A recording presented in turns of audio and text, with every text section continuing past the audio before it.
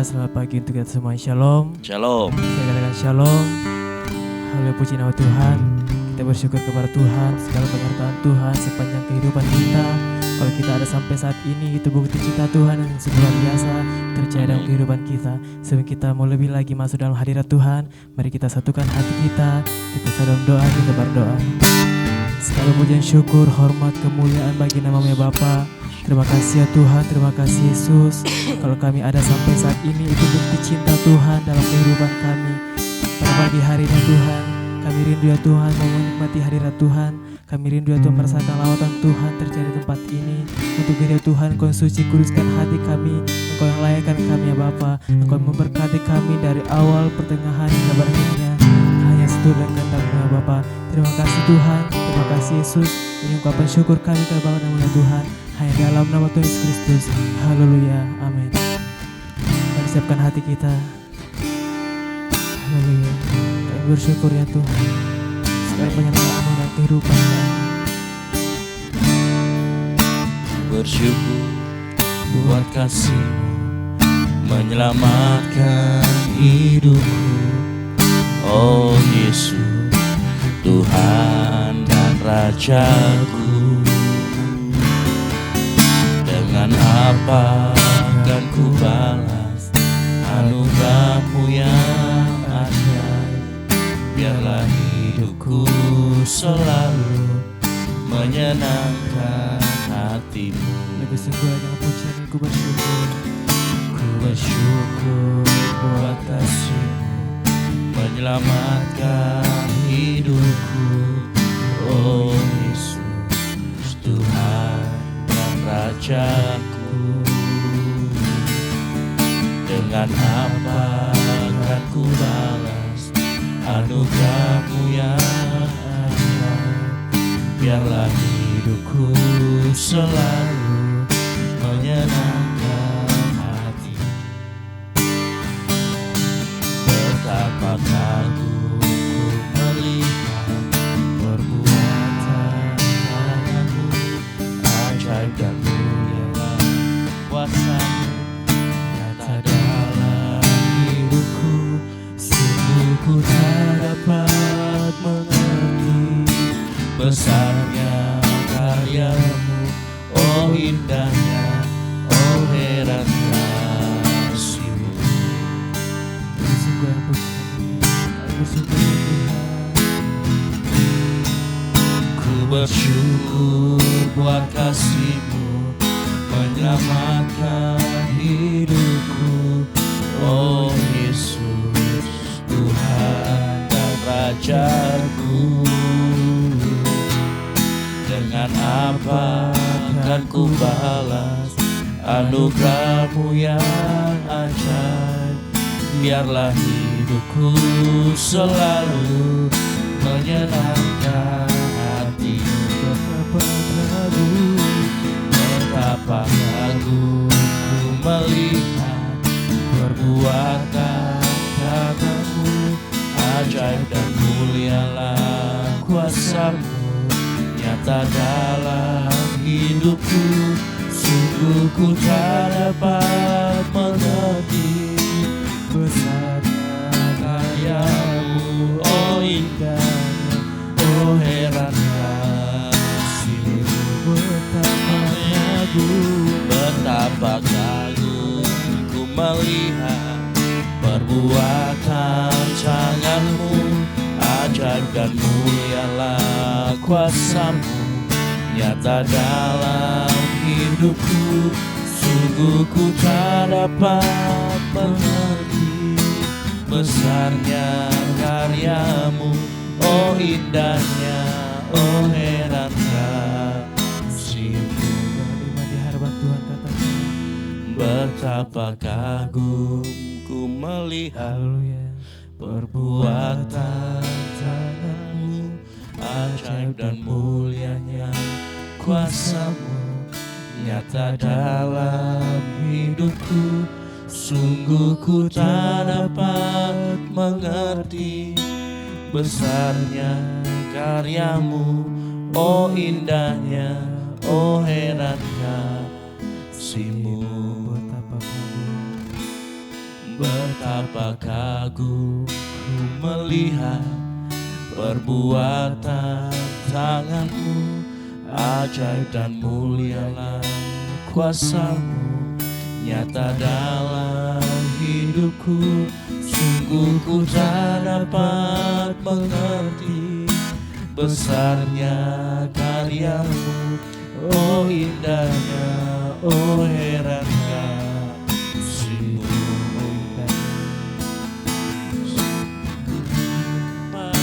Mengerti besarnya karya-Mu, oh indahnya, oh heran kasih-Mu.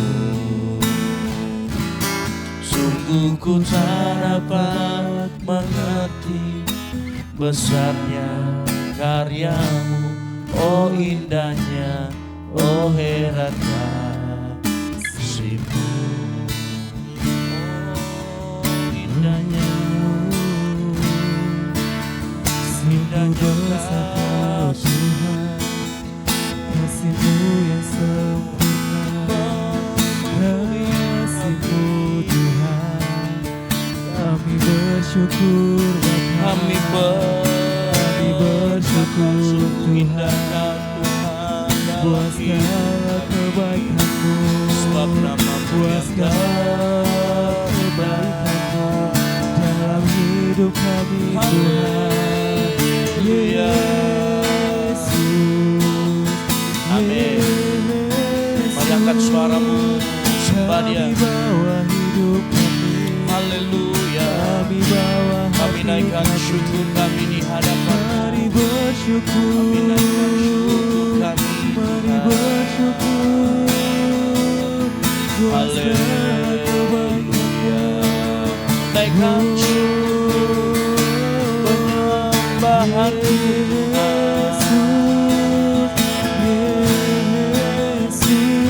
Mari angkat suaramu, sembah Tuhan. Haleluya. Naikkan syukur kami Tuhan.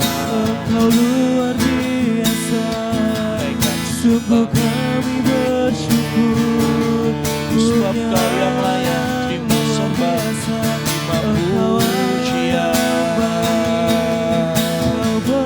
Segala kemuliaan bagi-Mu Tuhan, segala keagungan bagi-Mu Tuhan. Mari berikan hidup-Mu menyerahkan Yesus Tuhan.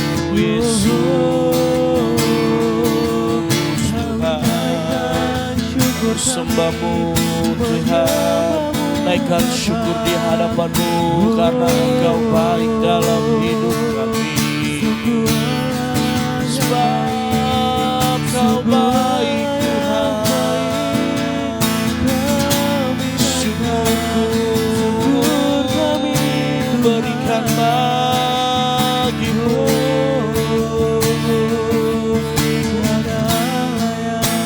Haleluya. Sembah syukur, naikkan bagi-Mu. Sembah syukur kami Tuhan.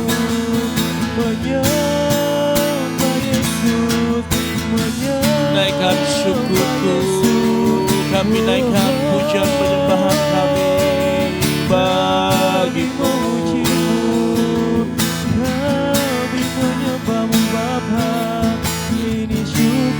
Oh Tuhan Yesus, sebab Kau yang besar yang layak dipuji, disembah. Yesus, haleluya, betapa kagum Tuhan, Amin, amin. betapa kagum kami melihat kasih-Mu, kami melihat perbuatan-Mu yang ajaib. Oh,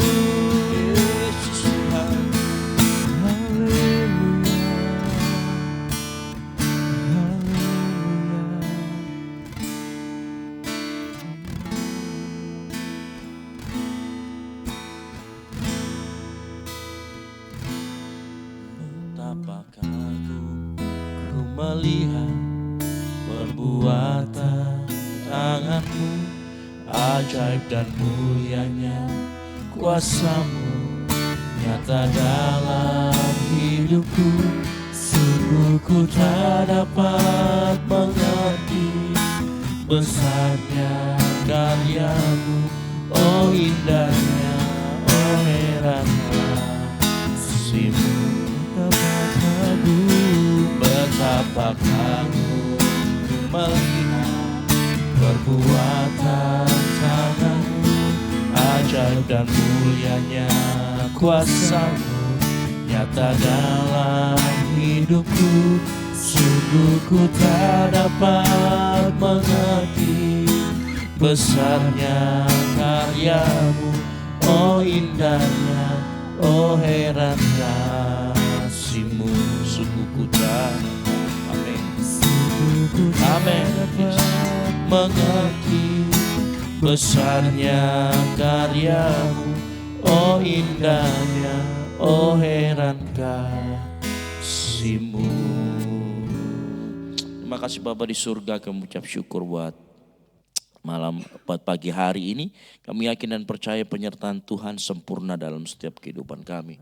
Oleh karena itu kami serahkan kehidupan kami ke dalam tangan-Mu. Sebentar kami akan belajar bersama-sama firman Tuhan. Tuhan bukakan hati kami sehingga kami bisa mengerti. Kami bisa dicerahkan kembali malam hari ini. Di dalam nama Tuhan Yesus Kristus. Haleluya. Amin. Asaglus maju ke depan, Ence maju situ. Ya. Oke. Sebelum saya mulai, tadi waktu kita pujian penyembahan, Faulin enggak pakai mic-nya. Ini juga enggak pakai mic-nya, lain kali dipakai ya, wajib. Ya. Karena di situ, karena kegiatan seperti ini melatih kita untuk firm dengan kita punya open worship. Ya, salah satu itu yang penting buat kita. Jadi lain kali diperhatikan, saya nggak bisa tegur tadi karena lagi pujian penyembahan. Tapi saya pikir lain kali harus begitu. Ya, baik kita buka sama-sama di dalam 2 Korintus, ayat yang sudah kita dibagikan bersama-sama. Dalam 2 Korintus 6, ayat 11 sampai dengan yang ke pasal 7 ayat 1. Ya. Ya. Jadi jangan lagi ada noda kekafiran, tapi kalau kita lihat di situ dia dari ayat 11 sampai dengan pasal 7 ayat 1. Ya, oke, baik. Kita akan baca bergantian. Saya ayat yang ayat 11, nanti Salgus berurutan terus ya. Oke. Hai orang Korintus, kami telah berbicara terus terang kepada kamu. Hati kami terbuka lebar-lebar bagi kamu. Salgus? Ayat 12, Salgus. Ya, dipakai mic-nya. Dan bagi kamu ada tempat yang luas dalam hati kami, tetapi bagi kami hanya tersedia tempat yang sempit di dalam hati kamu. Maka sekarang, supaya timbal balik, aku berkata seperti kepada anak-anakku, bukalah hati kamu selebar-lebarnya. Janganlah kamu merupakan pasangan yang tidak seimbang dengan orang-orang yang tak percaya, sebab persamaan apakah terdapat antara kebenaran dan kedurhakaan, atau bagaimanakah terang dapat bersatu dengan gelap? 15. Persembahan apakah yang terdapat antara Kristus dan Belial? Apakah bagian bersama orang-orang percaya dengan orang-orang yang tak percaya? 16. Ayat yang ke-16, apakah hubungan bait Allah dengan berhala? Karena kita adalah bait dari Allah yang hidup menurut firman Allah ini. Aku akan diam bersama-sama dengan mereka dan hidup di tengah-tengah mereka. Dan aku akan menjadi Allah mereka dan mereka akan menjadi umatku. Sebab itu keluarlah kamu dari antara mereka dan pisahkanlah dirimu dari mereka, firman Tuhan, dan janganlah menjamah apa yang najis, maka aku akan menerima kamu. Dan aku akan menjadi bapamu dan kamu akan menjadi anak-anakku laki-laki dan anak-anakku perempuan. Demikian firman Tuhan yang Maha Kuasa. Pasal 7 ayat 1.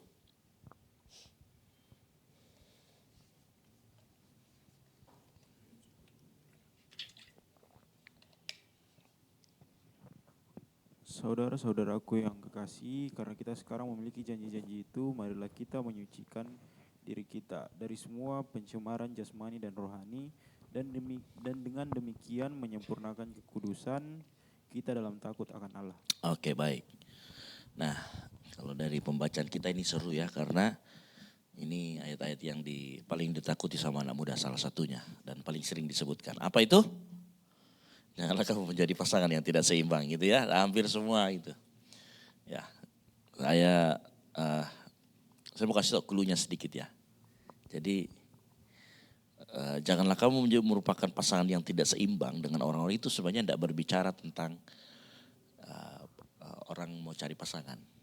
Bukan, tetapi bicara tentang, bukan hanya itu ya. Bukan bicara tentang orang pacaran aslinya nih konteks, tapi bicara tentang bagaimana kita berrelasi dengan orang gitu ya. Nah makanya kita akan belajar bersama-sama malam hari ini, apa maksudnya janganlah kamu merupakan pasangan yang tidak seimbang dengan orang-orang yang tidak percaya. Oke, baik. Saya akan kasih kesempatan semuanya satu-satu, mulai dari nanti yang saya akan tunjuk ya, Anda harus selalu dari sebelah kanan atau sebelah kiri. Saya akan tunjuk satu persatu kira-kira apa yang dari ayat perikop yang kita baca, kira-kira apa yang kita bisa dapatkan dan kita bisa sharing pagi hari ini bersama-sama. Ya, silakan Enci.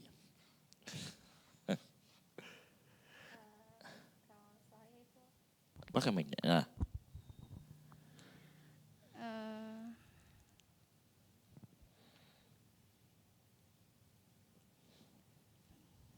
Di ayat 14 itu, janganlah kamu merupakan pasangan Wah, yang tidak langsung ya. seimbang dengan orang-orang yang tak percaya. Sebab persamaan, apakah terdapat antara kebenaran dan kedurhakaan. Itu yang bisa pelajari itu tidak seimbang, berarti harus belajar terbuka. Terus memisahkan diri dari hal-hal yang durhaka. Kira-kira apa lagi? Harus, karena selain kita menjalin, kenapa dibilang memisahkan diri dari hal-hal yang durhaka? Karena kita selain menjalin hubungan dengan manusia, ternyata secara nurani itu kita membangun hubungan kita dengan Tuhan. Bagaimana kita membangun hubungannya kita dengan manusia itu sebagai pasangan yang harus menjadi pasangan yang seimbang, itu kita udah menunjukkan. Ini bicara pacaran atau apa nih? Tidak. Oh, tidak. Kita harus menunjukkan, itu sudah menandakan kita mau menjadi kudus. Karena sama halnya itu kayak panggilan juga.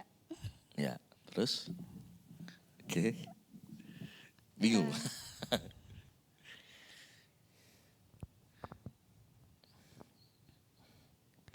Apa Itu sih? juga di ayat 17 ada dibahas, kayak keluarlah kamu dari antara mereka dan pisahkanlah dirimu dari mereka. Dan janganlah menjamah apa yang najis, maka aku akan menerima kamu. Itu kayak ada panggilan dari Allah untuk kita ingin menjadi anak-anaknya yang memisahkan diri dari dosa. Gitu aja sih Kak. Oke, coba siapa yang di sini yang Alkitabnya yang bisa melihat terjemahan yang lain?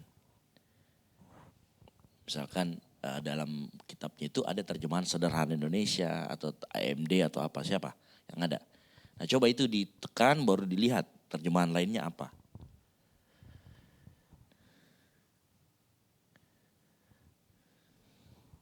Kira-kira.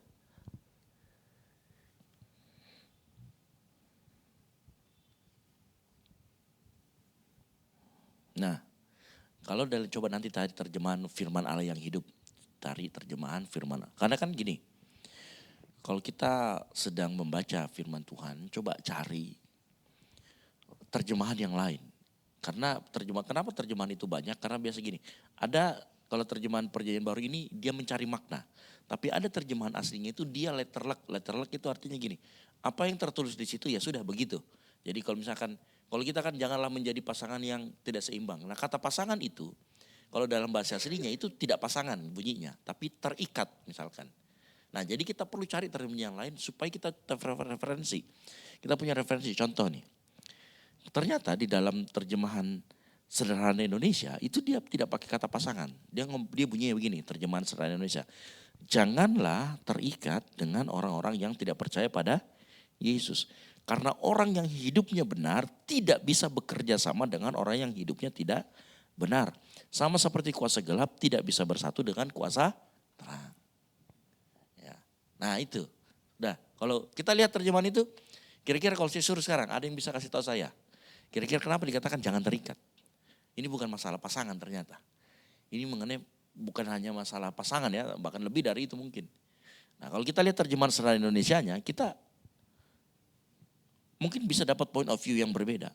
Atau misalkan dalam terjemahan AMD, ya dikatakan gini, kamu bukan lagi seperti mereka yang tidak percaya.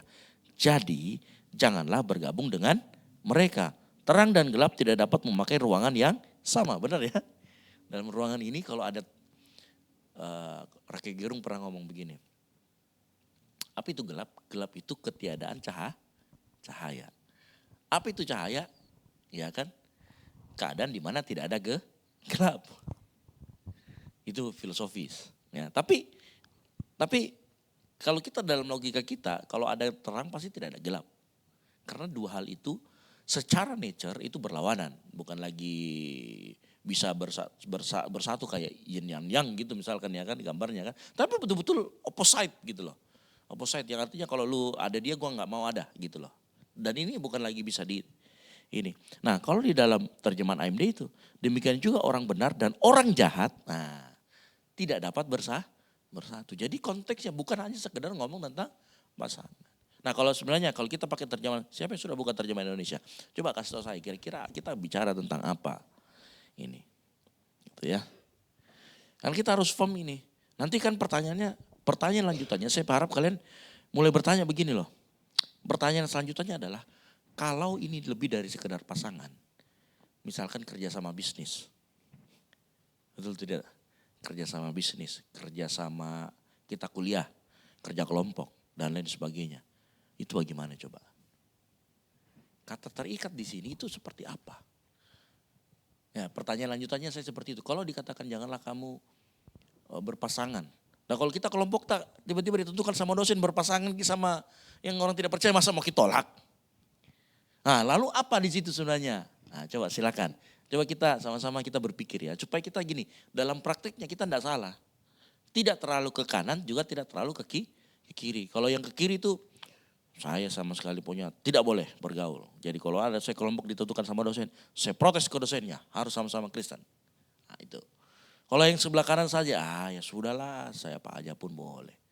Ya kan terlalu keras, terlalu ini. Nah ini bagaimana? Nah, kita akan belajar bersama-sama di itu. Silakan kalau ada yang mau komentar. Pauline silakan. Jangan malu-malu Pauline. Afril, berpikir mau kereta di silet itu. Karena kalau berpikir biasa merah mukamu. Enggak aja. Silakan Afril. Baik Pastor. Dari pertanyaan yang terikat, Ya. terikat itu seperti apa? Nah kalau tadi kan kata pasangan ya. Sebenarnya saya sudah kasih clue. Tadi kan sampai kata pasangan kalau terjemahan. Terjemahan barunya kan pasangan. Tapi ternyata di terjemahan ini kata terikat. Coba gambarkan saya orang terikat itu seperti apa dan dampaknya apa. Coba silakan Afril. Terikat itu kalau di Pengertianmu lah etimologi kata kan. terikat ya. Apa itu?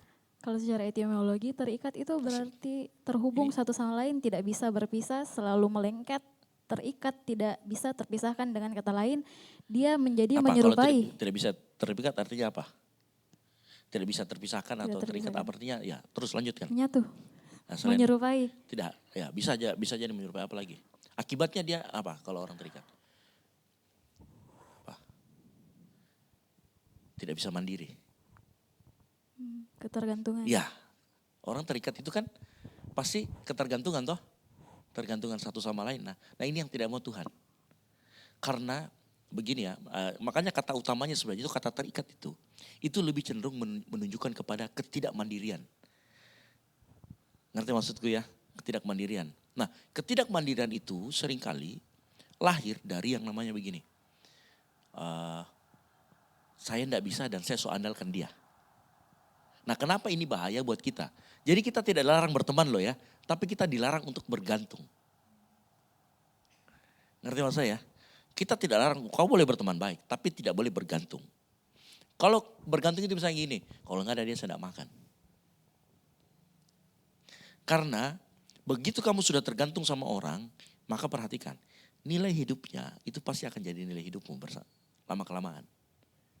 Ngerti maksud gue ya? Nilai hidupnya itu pasti kamu akan ambil sebagian. Nah, jadi makanya Tuhan itu nggak mau, jangan sampai ada nilai hidupnya nggak cocok dengan nilai kebenaran, tercampur ini. Karena kasusnya, waktu keluar ini ayat sebenarnya lagi terjadi namanya budaya sinkretisme. Tahu budaya sinkretisme? Jadi ada ajaran agama A, ajaran agama B, menyembah pagan, menyembah Tuhan Yesus dijadikan satu. Contoh misalkan, kalau di kita di karismatik kan kita tidak percaya, di Protestan terutama kita tidak percaya dengan mendoakan arwah, mendoakan leluhur, kan begitu toh. Nah ada banyak orang yang mungkin menyatukan itu. Dia doakan arwah tapi dalam nama Tuhan Yesus, disatukan.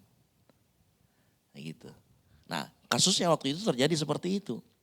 Terus ada kuil berhala, festival pagan. Contoh misalkan, kita nih konser. Kayak acara kemarin, Dave Gerard datang. Tapi kita mosing, mosing itu bukan mosing. Kita misalkan di antara salah satu lagunya ada lagu-lagu yang pakai lagu-lagu trash. Begitu kan. Nah, terus kemudian kita dalam ekspresi kita nggak tertib. Ngerti enggak? Kalau yang tertib itu yang tangannya naik ke atas, kakinya naik ke atas dan sengaja dia mau kasih kena orang. Itu mosing namanya ya. Nah itu. Nah itu juga enggak bisa. Nah ada seringkali budaya-budaya dunia, nilai-nilai dunia saya bilangnya itu yang bertentangan dengan kita. Nah itu yang tidak boleh. Dan itu bisa terjadi kalau kita terikat, tidak mandiri, bergantung. Gitu. Nah ada satu hal, ini kalau kalian mau tahu, ada satu hal. Makanya Tuhan Yesus itu selalu ingatkan. Ini bukan bicara pasangan. Tapi ada satu hal yang kita sangat tergantung dengan itu. Dan itu saingannya Tuhan. Apa? Di firman Tuhan ada. Saingannya Tuhan bukan Lucifer ya. Lucifer itu ecek-ecek saja. Tapi ada satu. Tuhan Yesus pernah mengatakan, kamu tidak bisa mengabdi kepada dua Tuhan. Siapa satunya? Hah? Apa? Bukan. Ayo apa? Kamu tidak bisa mengabdi kepada dua Tuhan. Itu Yesus bicara dalam konteks apa? Kamu tidak bisa mengabdi kepada saya dan kepada apa? Ayo. Masa nggak tahu? Ayo. Buka Alkitabnya. Kamu tidak bisa mengabdi kepada dua Tuhan. Buka ChatGPT-nya. Ketik. Kamu tidak bisa mengabdi kepada dua Tuhan. Satu Tuhannya itu apa? Apa? Iya, Mamon. Betul tidak? Ya enggak? Nah, kalau kalian mau tahu itu konteks terikat itu seperti apa, itu uang. Kamu bisa bergantung, kamu butuh uang enggak? Butuh, betul toh? Tapi Tuhan ngomong jangan sampai kamu jadikan Tuhan itu, Mamon itu sebagai Tuhanmu. Ngerti ya? Nah, sekarang kita masuk lagi lebih dalam nih. Apa sih konteks kata terikat di situ? Contoh misalkan kalau terikat itu misalnya gini. Kamu selalu berpikir nggak ada uang nggak makan. Betul tidak? Itu mengakibatkan ketergantungan. Padahal sebenarnya dari konstruksi logikanya nggak ada uang pun seharusnya tetap bisa makan. Benar nggak? Ya kan? Cuman permasalahannya kan makan apa kan begitu. Tapi karena konstruksi kita berpikir kita begitu, seolah-olah kita kemudian cara berpikirnya berarti manusia ini hidup tergantung sama uang. Itu yang sudah terikat. Kalau kita sudah tergantung sama uang, lalu kemudian uang itu jadi tuan kita, maka yang terjadi adalah itu tadi. Nilai-nilai tentang keuangan, nilai-nilai tentang sistem dunia terutama keuangan itu akan kita masukin. Ya kan? Contoh apa? Uang banyak, kamu aman. Kan begitu tuh. Uang banyak, ya kan? Kamu sultan. Kan begitu. Ada banyak orang yang kemudian menaruh, nantinya dia akan taruh identitasnya sama uang. Jadi uang banyak sama dengan gue berhasil. Itu. Dan itu yang terjadi kan sama orang-orang zaman hari ini. Orang kejar uang. Orang kejar ini.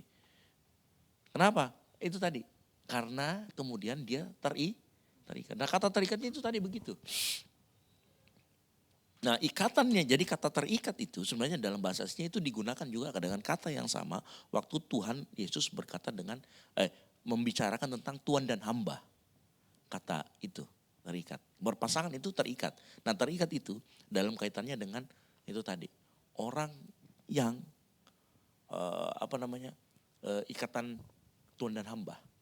Makanya saya bawa ini karena masalah mamon atau masalah uang, masalah harta. Ya kan? Nah, makanya poin yang pertama, hati-hati hati-hati dengan meletakkan kebutuhan kita pada yang namanya uang itu. Karena saat kita sudah mulai terikat di sana, maka pola pikir kita adalah mau makan, cari uang. Padahal sebenarnya mau makan ya cari nasi. Ya kan? Artinya enggak harus kamu punya uang. Ya kan? Jadi kenapa kau belum makan? Enggak ada uangku. Salam itu. Harusnya dijawab tidak ada makanan. Iya kan?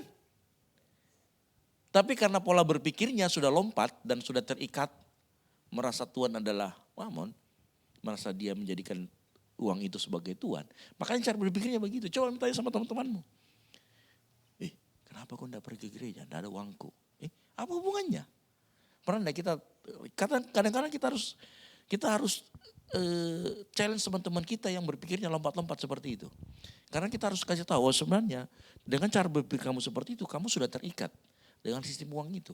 Kamu menaruh identitas apa-apa uang, apa-apa uang, apa-apa uang. Itu bahaya loh. Nah, ini yang dimaksudkan dengan ini. Saat kamu terikat, dijadikan kamu hamba, bukan kamu tuannya, ini beda. Seperti itu. Nah, jadi bukan hanya uang juga sebenarnya. Ini salah satunya uang. Yang paling Tuhan, kan itu kamu tidak dapat mengabdi kepada dua Tuhan. Berarti saingannya Tuhan bukan Baal, bukan apa, tapi Mamon. Ya, karena kenapa? Kita di dunia butuh itu. Ya kan? Nah, hati-hati makanya saya bilang. Karena kita sesuatu yang paling kita butuhkan itu juga bisa menjadi berhala. Contoh.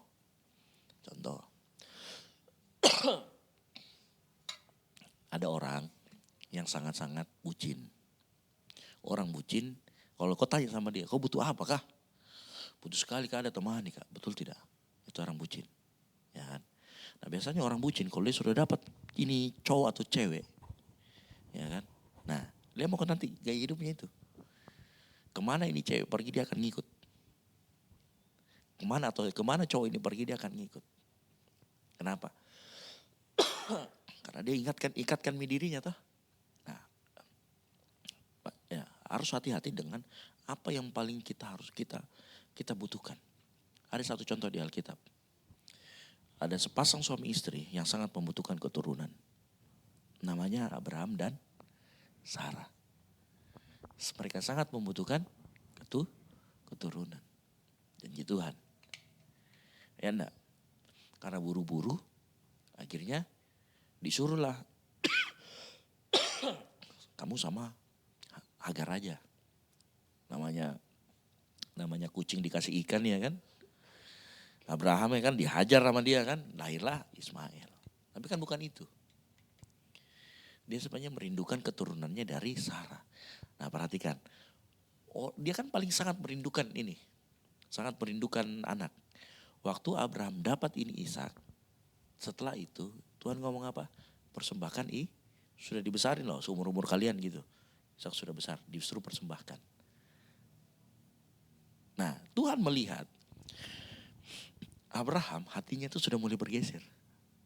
Dari apa yang Tuhan janjikan, Tuhan bergeser ke anaknya. Makanya Tuhan ngomong sama dia, nih coba kasih anakmu. Ternyata Abraham persis melakukan apa yang dikatakan Tuhan. Artinya apa? Tuhan mau tunjukkan juga sama kita nih. Apa yang kita butuhkan seringkali, itu bisa jadi, itu yang mengikat kita. Itu yang menjadikan kita itu berhala. Nah ini kan masih bentuknya barang ya. Coba seandainya bentuknya itu pengakuan orang. Kita itu mau sekali diakui sama orang. Orang pintar, orang apa. Suka kita cari validasi ke orang. Nah coba.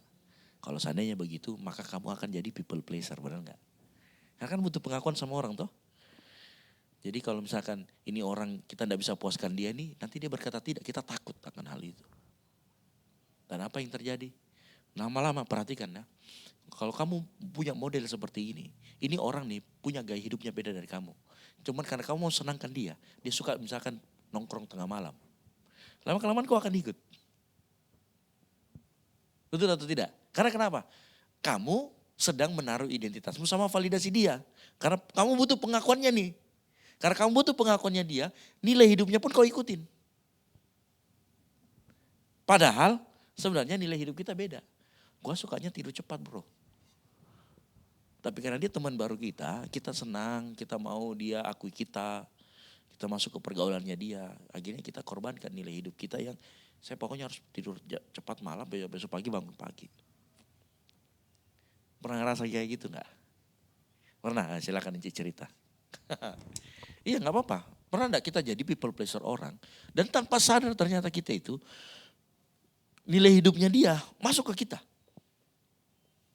Nah mumpung untung kalau teman kita bagus. Kan firman Tuhan berkata pergaulan yang baik merusak kebiasaan. Pergaulan yang buruk merusak kebiasaan yang baik. Bisa enggak kita balik? Pergaulan yang baik pun bisa merusak kebiasaan. Memperbaiki kebiasaan yang buruk. Bisa kita perbaiki.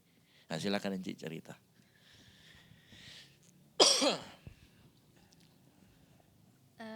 Saya dulu orangnya begitu. People pleaser. Ya. Ya. Lebih apa ya? Ngikutin gayanya dia sih tidak, tapi maunya dia. Oke. Ini bukan hanya untuk orang tertentu, tapi jadi terimplikasi sama semua orang. Iya. Kayak Hubunganmu ke misal- semua orang ternyata ya. Iya. Jadi itu secara tidak langsung ternyata itu lama-kelamaan bikin dirinya kita capek sendiri. Ya Itu pasti. yang aku alami. Kenapa? Karena selalu Kak berpikir setiap apa yang kulakukan ini harus sesuai dengan apa yang orang lain inginkan. Padahal kan saya yang jalani. Tapi kenapa saya harus memenuhi ekspektasi orang? Iya. Gitu. Misal nih Kak, saya misal ikut lomba, terus orang lain ini udah berekspektasi saya akan menang. Dan Padahal tujuanmu mungkin ikut lomba cari pengalaman. cari pengalaman mungkin. Cari bisa apa jadi. gitu kan, Tapi pas cari ilmu. orang lain bilang, yakin Kak, kok pasti menang. Nah, pas tiba nih hari hendak menang, jadi kayak merasa Kak, Terbebani. iya, dan tiba-tiba secara tidak langsung saya bilang, oh ya minta maaf karena mungkin usahaku yang belum itu.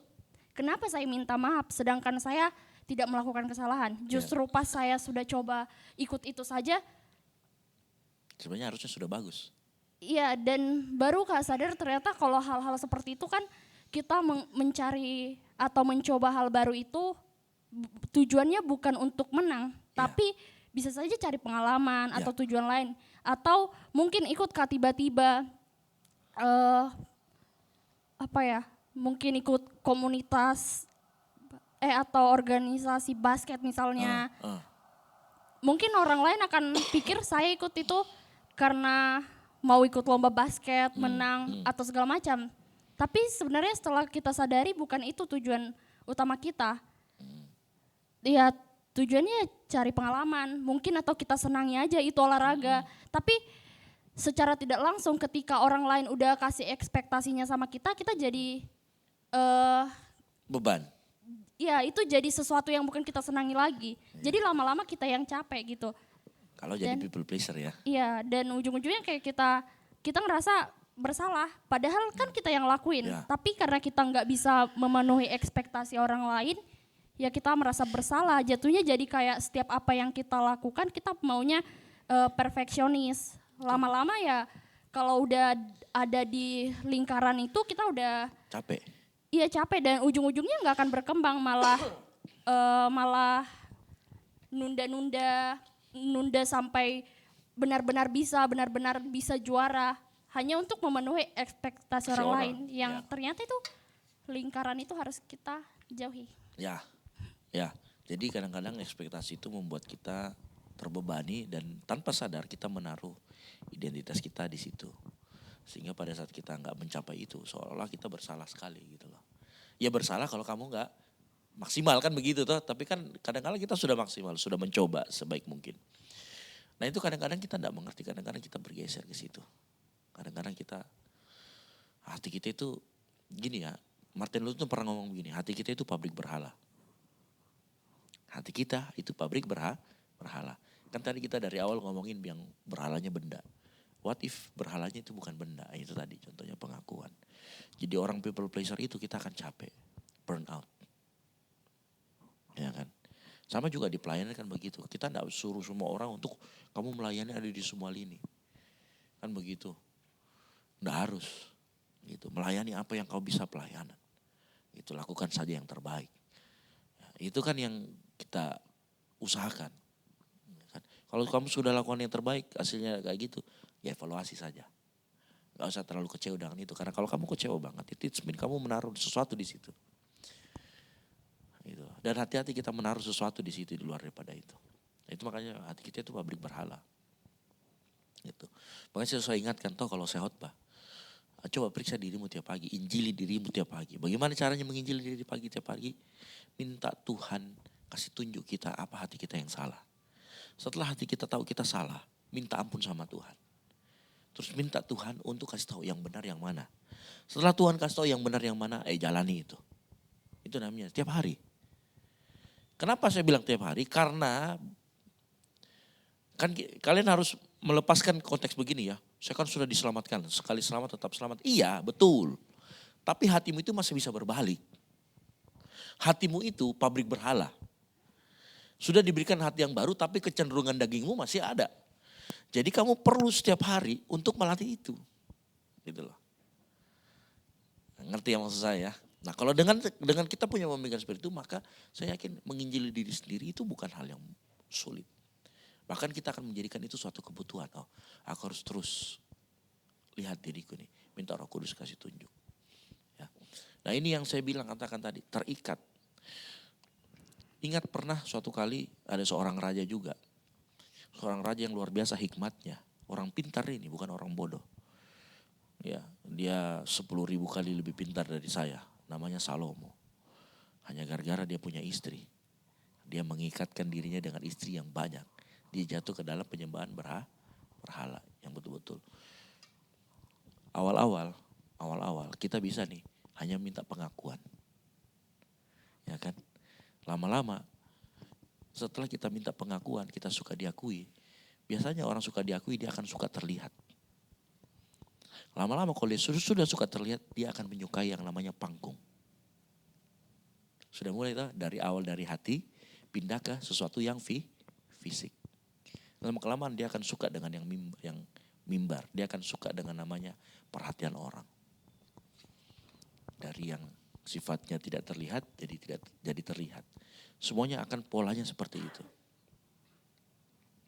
Gitu. Karena kan manusia suka sesuatu yang terlihat. Nah, ini terjadi. Makanya penting buat kita terus jaga hati kita. Lihat hati kita selalu. Koreksi terus hati kita. Karena itu pabrik berhala. Gitu. Saya kalau jujur ya, kalau saya sudah mulai letih, ya pelayanan itu kadang kita burn out, letih. Kalau sudah saya merasa kayak capek ya, saya itu akan mundur. Mundur dalam arti Tuhan apa yang salah. Gitu. Saya akan mundur, saya akan diam dulu, saya akan mundur. Apa motivasi saya yang salah sehingga saya capek?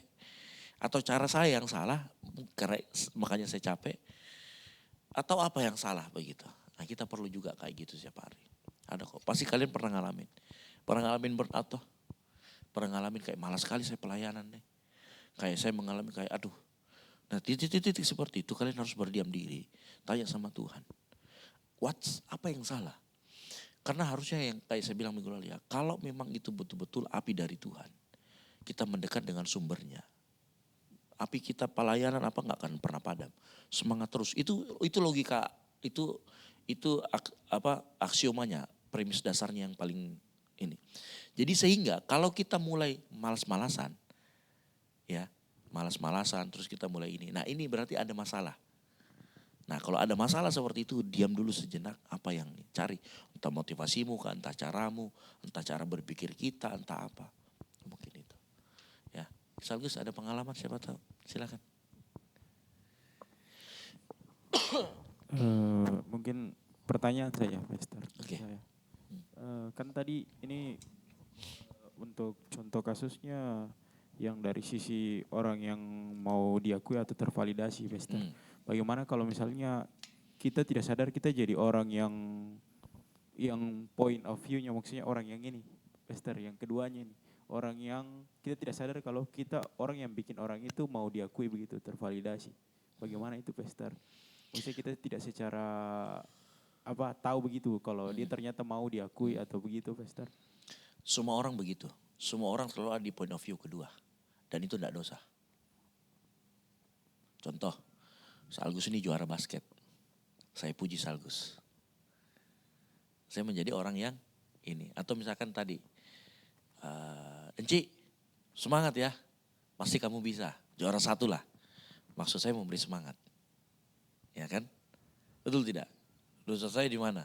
Kesalahan saya di mana? Enggak ada.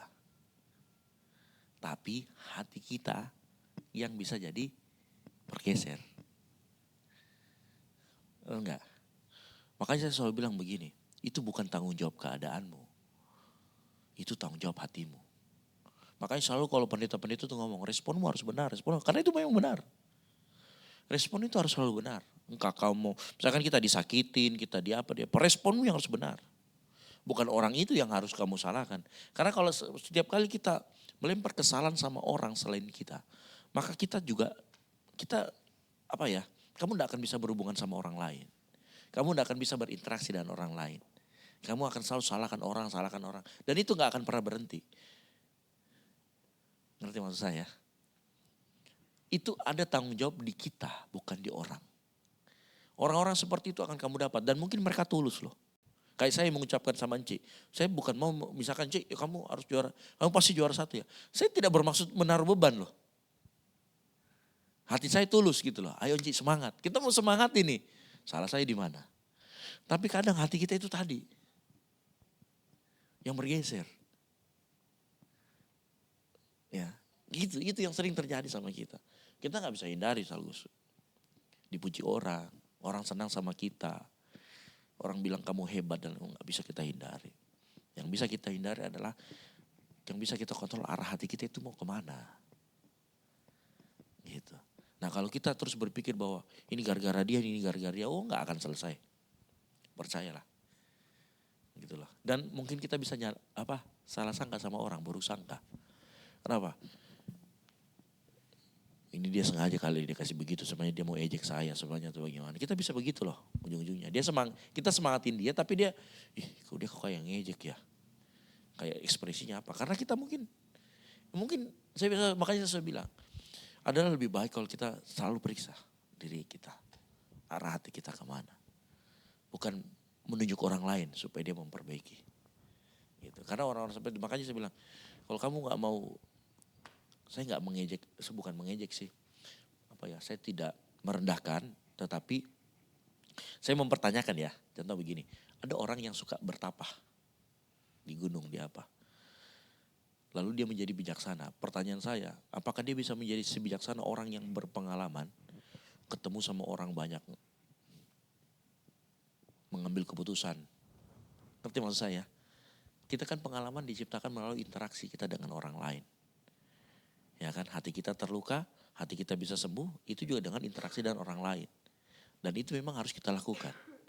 Lalu bagaimana kalau misalkan ada orang yang menyendiri terus kita minta nasihatnya. Menurutku, dia belum teruji gitu loh. Belum pernah ngalamin yang kita alamin. Ya kan. Jangan sampai dia kan begitu, banyak tuh yang biasa di YouTube itu maha guru gitu ya. Yang ditanya apa begitu-gitu. Lu cuma kan, dia kan pintar bacot doang. Coba ngalamin deh. Ya kan? Nah itu. Makanya soal pendeta ngomong, pendeta itu harusnya menghidupi apa yang dikhotbahkan. Dan mengkhotbahkan apa yang dihidupi. Ini bukan pendeta itu kesaksian dari awal sampai akhir. Enggak, maksudnya gitu loh. Artinya ya kita menjadi pelaku supaya orang bisa melihat teladan kita. Gitu. Jadi sekali lagi saya mau kasih tahu, itu bukan masalah orang lain, itu masalah hati kita. Selama kita masih hidup di dunia, selama kita masih mau dibentuk, besi menajamkan besi, kita akan bertemu dengan orang yang seperti itu. Maksud mereka selalu baik. Mungkin bisa jadi kita yang kita yang parno kan, kita yang salah paham. That's why selalu cek hati kita. Gitu. Gimana Salgus? Oke? Ada lagi pertanyaan? Apa? Paulin, silakan Paulin.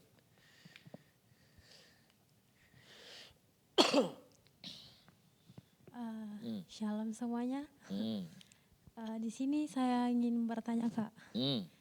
Terus mungkin saya bisa Apa? Ambil contoh. minta pendapat atau Ya. tanggapan dari Kak Ezra. Ya, Saat ini mungkin bisa terbuka aja. ya terbuka aja. Sekarang ini kan saya berteman cukup dekat dengan seseorang Dong tidak percaya. Oke. seorang pria yang berbeda. Oke, keyakinan. Kok Terus, jangan komaran nah. Tadi. Enggak Ji, enggak berani. Jadi terus. Kita enggak ada hubungan yang kayak pacaran begitu Kak. Tapi saya mulai merasa kayak ada keterikatan emosional. Oke. Kayak dalam keadaan ini saya teringat firman Tuhan yang dari Korintus Ini. 6 ayat ya. Ya. Ayat 14 tadi tentang tidak berpasangan dengan yang tidak seiman. Nah, saya sedang berusaha memahami bagaimana saya seharusnya bersikap agar tetap setia kepada Tuhan, terus tetap Tapi berpegang iya. teguh sama Tuhan. Nah, menurut Kak Ezra, bagaimana saya bisa menjaga hati saya tetap menghormati dia sebagai teman dan tidak terjebak dalam Oke. Yang membahayakan itu gini, nilai hidup dia, nilai hidupmu udah terpengaruh dengan nilai hidup dia. Itu yang bahaya. Itu yang bahaya. Kalau Trias bagaimana menurut pendapat? Kalau Trias jangan ketawa Nata. Kalau Trias bagaimana menurut pendapat sebelum saya jawab?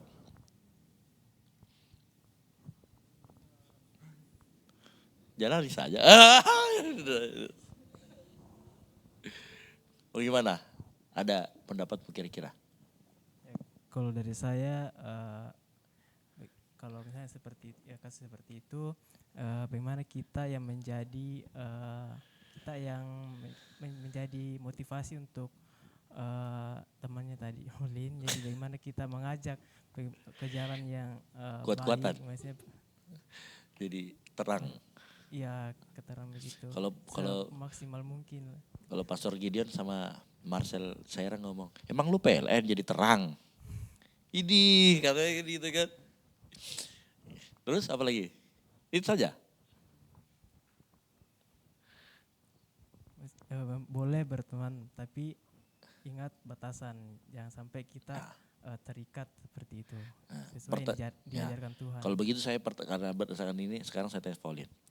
Apakah pertemananmu membuat kamu bergantung dalam melakukan apa-apa? Misalkan nih nggak ada dia nih, ada sesuatu yang kamu nggak bisa lakukan tanpa dia. Ada atau tidak? kebetulan sih ada karena kalau misalnya kayak kerja kelompok pasti kayak Nah, kalau dia kerja ini kelompok orangnya- beda. dia orangnya aktif Kak. Oke. Jadi mungkin kalau saya kayak bertanya terus kayak mungkin ada yang enggak paham gitu terus saya bertanya ke Nah, itu dia. konteks belajar. Nah, aktivitas yang lain. Dan Nggak ada. Benar gini. Sekarang pertanyaan saya gini. Adakah orang yang selain dia yang kau bisa tanyakan? Ada. Ya kenapa nggak coba bertanya sama yang lain juga? Itu kan begini. Jadi gini ya. Saya tidak mau menghakimi tapi kamu yang paling tahu apa isi hatimu. Ya sekali lagi. Saya konstruksi dulu begini. Kita kerja kelompok nih. Ya. Ini biasa hati kita begitu nih. Saya misalnya lagi suka sama Afril misalkan gitu toh. Saya lagi suka sama Afril misalkan. Nah karena kerja kelompok dan dia yang tahu, ya kan? Kita bertanya sama dia, ini bisa jadi nih pertama. Nah kalau kayak begini, ya tidak bisa, memang dia yang paling tahu, saya tidak bisa. Nah solusinya apa kalau seperti ini? Ini selalu kamu lihat hatimu. Waktu kamu ngomong sama dia, yang di pikiranmu itu apa? Nah kalau misalkan di pikiran kita nih, sudah mulai bilang, aduh kok kayaknya saya tergantung banget ya sama dia ya, itu hati-hati. Nah kalau misalkan gini, dalam dua kelompok itu ada yang misalnya kita bisa lain yang tanya, kita bisa tanya sama yang lain. Tapi kita memilih dia, nah, itu juga hatimu yang tahu. Saya ini hati saya sengaja pilih dia atau sebenarnya mulai tergantung atau apa. Nah pertanyaan pertama saya ada lagi nih, Apakah ketergantungan itu kamu harus selalu ke dia bertanyanya. Mungkin ada temanmu yang lain bisa. Nah, itu dulu pertanyaannya, jawab dulu. Nah kalau misalkan memang hanya dia yang tahu, ya sudah, mau gimana. Berarti kamu harus lebih ekstra menjaga hatimu, kan begitu. Tapi kalau ada yang lain, pertanyaan saya adalah kenapa gak milih yang lain bertanya? Jangan sampai ternyata sengaja-sengaja juga hati kita. Kan hati kita bisa tipu kita juga. Ada namanya dalam teori ini namanya, ada dalam teori komunikasi namanya disonansi kognitif. Apa itu disonansi? Begini, kalau ada sesuatu hal yang kita lakukan, lalu kemudian kita itu sebenarnya gak nyaman dengan itu, kita akan mencari pembenaran. Itu namanya disonansi. Jadi tubuh kita itu kalau melakukan sesuatu yang kita yakini, misalkan gini, saya itu tidak suka tendang kucing, tiba-tiba saya tendang, itu perasaanmu itu bisa agak lain. Ya, itu namanya disonansi kognitif. Nah, biasanya kalau manusia punya begitu, dia akan cari pembenaran. Dia tahu nih dia salah, tapi dia akan mencari pembenaran supaya apa yang dilakukan ini dia merasa benar dengan dirinya. Itu namanya teori disonansi kognitif. Manusia punya cenderung itu. Contoh misalkan dalam kasus Pauline. Ya kan? Sebenarnya Pauline tahu masih bisa ditanya sama yang lain, tapi kenapa saya selalu tanya sama dia? Terus kemudian pembenaran itu muncul, dialektika di dalam otak kita muncul. Karena dia yang paling banyak tahu. Padahal sebenarnya kalau kita melihat faktanya, ada juga orang lain yang tahu juga. Contoh misalkan, pernah gak Pauline pernah begini, mungkin kan ada grup kelompok toh. Ada grup kelompok toh. Ada suatu hal yang sebenarnya bisa ditanyakan di kelompok. Tapi why it's matter, kita tanyanya sama dia, Japri. Ayo. Itu yang seperti itu kita mulai harus cek hati itu. Mungkin saja betul kita ketergantungan. Tapi kita gak mau akui, itulah yang tadi. Teori disonansi kognitif. Kita cari pembenaran. Cuman dia yang tahu, cuman dia yang cepat respon, cuman dia yang gini. Nah, itu hati manusia sering begitu. Itu hati manusia sering begitu. Gitu. Nah, tetapi sekali lagi, kalau Pauline bertemannya dalam arti tidak ada ketergantungan. Maksudnya gini, kalau dia gak ada dia gue gak mau makan. Gak ada dia gue gak mau ke kampus. Itu kan sudah ekstrim banget ya. Nah kalau enggak seperti itu saya rasa enggak apa-apa. Gitu. Saya juga punya teman kelompok belajar di S2. Ada satu tugas, bahkan satu kelas itu bergantung sama saya. Karena cuma saya yang pernah praktekkan. Dan yang lain itu buta. Buta asli, buta, sebuta-butanya lah. Karena pakai aplikasi, pakai analisa, pakai apa. Itu tergantung sama saya. Lalu kemudian banyak micet yang masuk, Kak tolong diajari Kak ini gini. Nah itu ketergantungan asli itu. Nah biasanya saya kalau sudah kayak begitu, biasanya saya akan bawa mereka bikin grup. Jadi kalau sudah Japri begitu saya suruh di grup. Ngomong di grup. Gitu. Supaya nanti saya bilang, supaya ilmunya semuanya dapat. Kamu nanya apa, yang lain juga tahu. Nah gitu. Jadi gak ada ketergantungan. Gitu. Nah pokoknya selama Pauline yang paling tahu. Hati Pauline seperti apakah betul tergantung atau tidak. Ya kan. Cuman kalau masih dalam taraf belum ekstrim banget. Bertemanlah dengan baik. Ya kan. Bertemanlah dengan baik. Karena memang rata-rata wanita itu mencari yang nyaman. Bukan cari yang ganteng. Betul. Iya kan? Wanita itu mencari yang nyaman, bukan yang ganteng. Ya kan? Itu jarang sih ada yang mencari, apalagi terutama makanya ada dulu itu ini, tresno jalaran suku kulino. Artinya apa?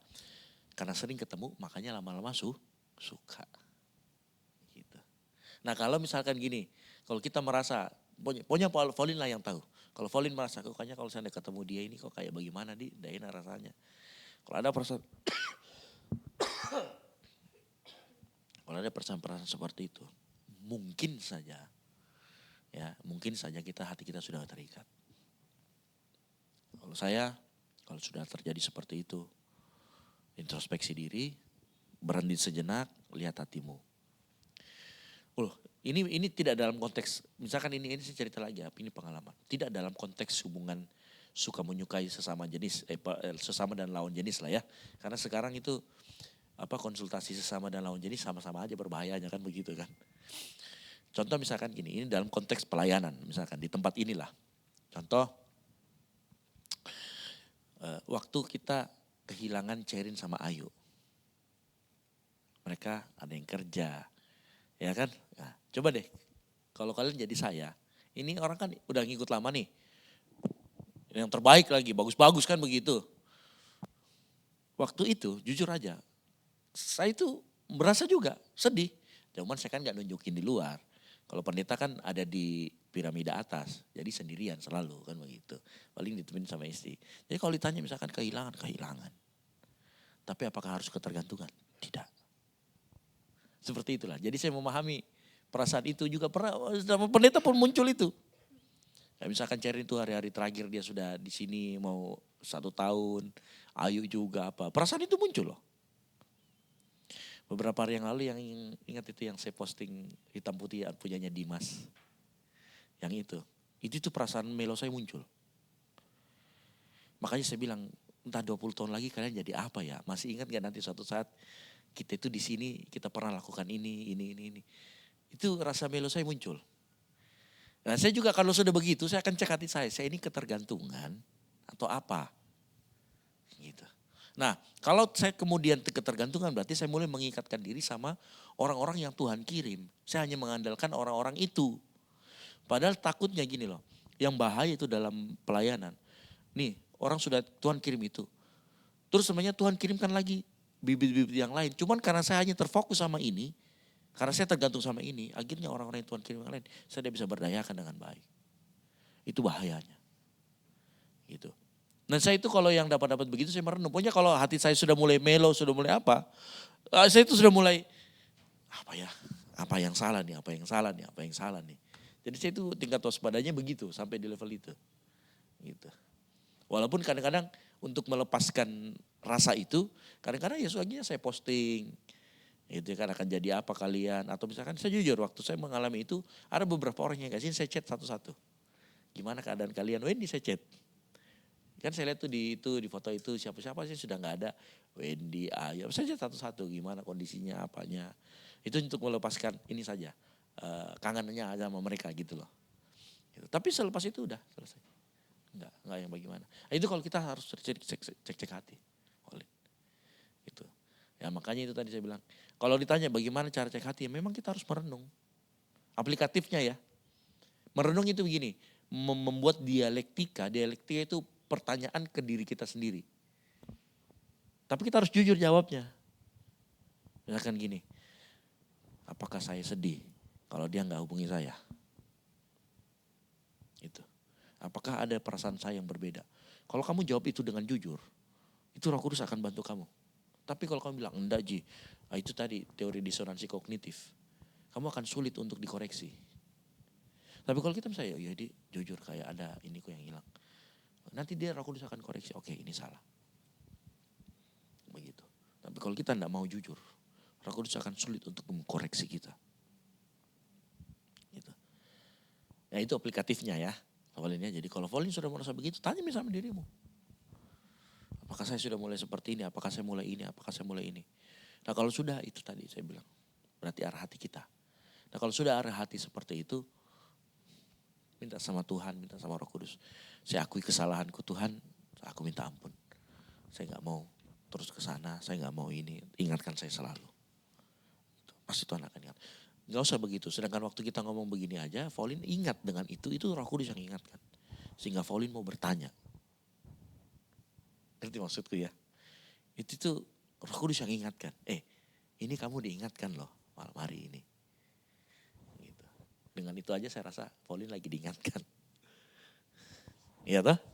Ya harus kita jujur aja sama orang, sama diri kita gitu loh. Supaya kita bisa bantu. Saya mencoba tidak menghakimi karena memang kadang-kadang ya kita kadang-kadang yang kebablasan, kelewatan gitu. Tapi itu semua kembali sama Volin yang tahu jawab artinya seperti apa. Saya cuma memantik kesadaran supaya Volin kamu ternyata sudah di step ini loh.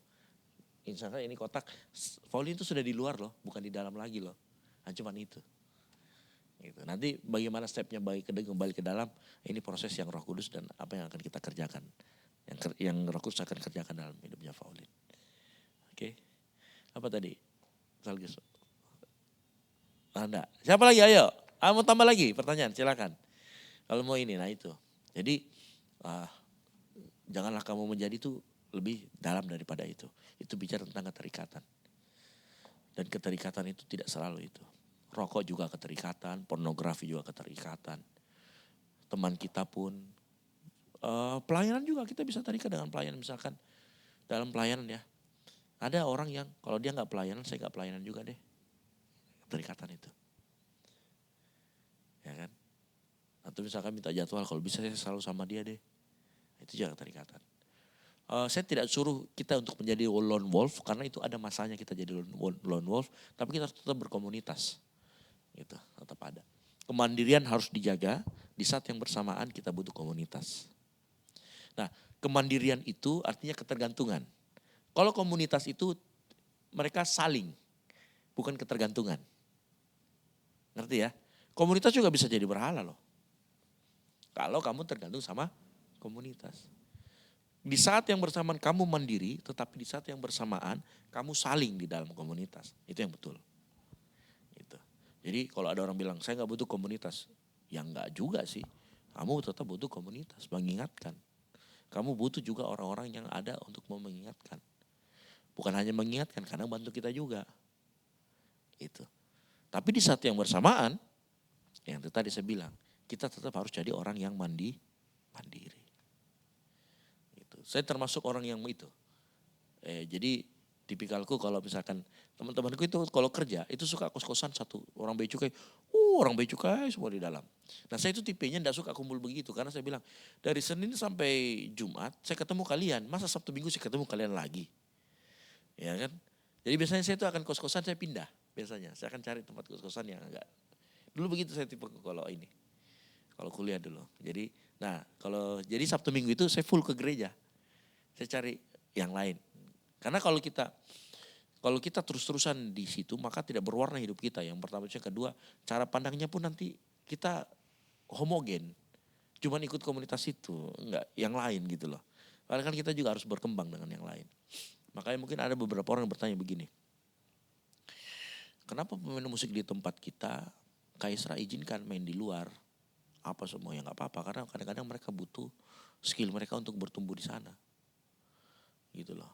Cuman satu yang penting buat saya, yang penting mereka tetap ikut ground, ada groundnya sendiri, ada tempat untuk mereka dimuridkan. Perkara mereka mau melayani di mana, karena kadang-kadang orang ini mengecilkan makna kesetiaan. Dipikir kesetiaan itu setia sama gerejanya. Itu padahal lebih dari itu, karena hanya setia sama Tuhan. Gitu. Saya punya angan-angan itu satu saat kalau pemain musik kita banyak dan bisa bantu gereja lain, bantu aja. Ada banyak gereja karismatik setengah mati mau cari pemain, cari apa. Bantu aja kalau memang bisa dibantu. Yang penting di tempat kita terpenuhi kebutuhannya.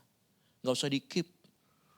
Harus di sini, harus di sini. Ya mungkin ini kontroversi mungkin. Karena banyak di luar sana kan bilang harus tertanam. Enggak kok. Orang bantu gereja lain itu belum tentu gak tertanam loh. Iya kan begitu. Tanya aja sama misalkan gini. Kamu sekarang siapa kakak rohanimu? Nah kakak rohani itulah tempat dia tertanam sebenarnya.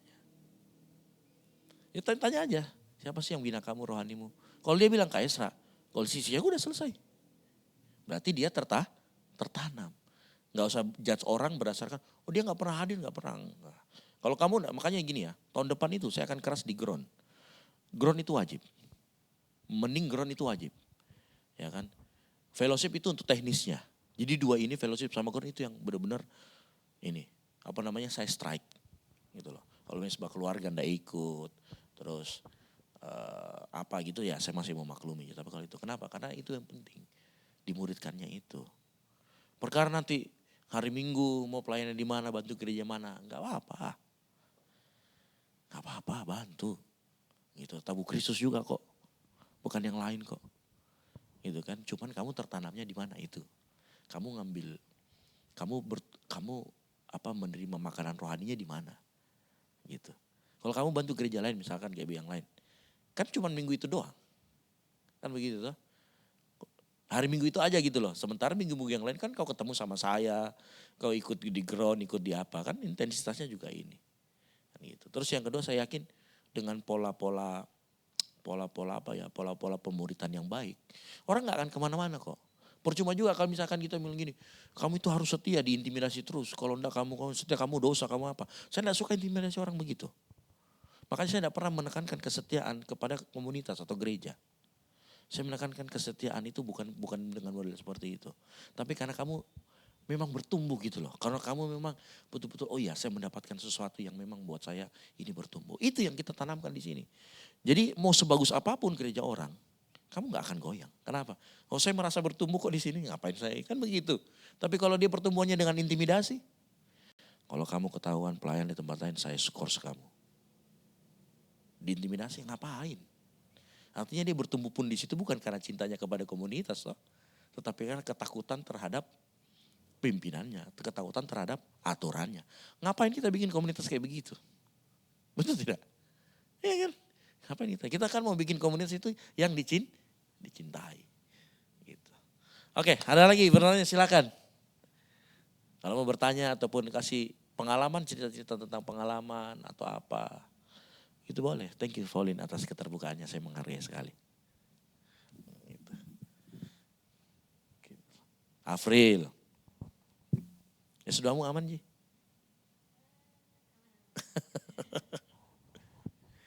Saya tahu nanti Enci juga mau lanjut S2-nya. Iyalah. Banyak beasiswa. Saya baru tahu teman saya juga ternyata mereka dapat beasiswa banyak.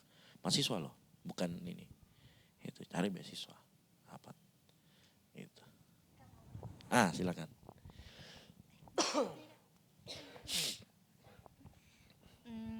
Kak, setuju enggak kalau kita ketergantungan sama orang lain itu lama-lama akan mendatangkan dosa? Kecuali sama suami atau istrimu? Iya. Manusia ini ya, konteks manusia ya. Iya. Kalau sama Tuhan kan harus bergantung total ya kan. Ya. Jangan kebandingkan sama Tuhan. Tapi kalau manusia kecuali suami atau istrimu. Anak pun enggak. Ingat ya, yang dijadikan satu daging itu suami sama istri. Bukan anak. So jangan cintai anak itu lebih daripada suami atau istrimu nanti kelak. Anakmu akan tinggalkan kamu kok, percayalah sama saya. Kalau konteksnya orang tua?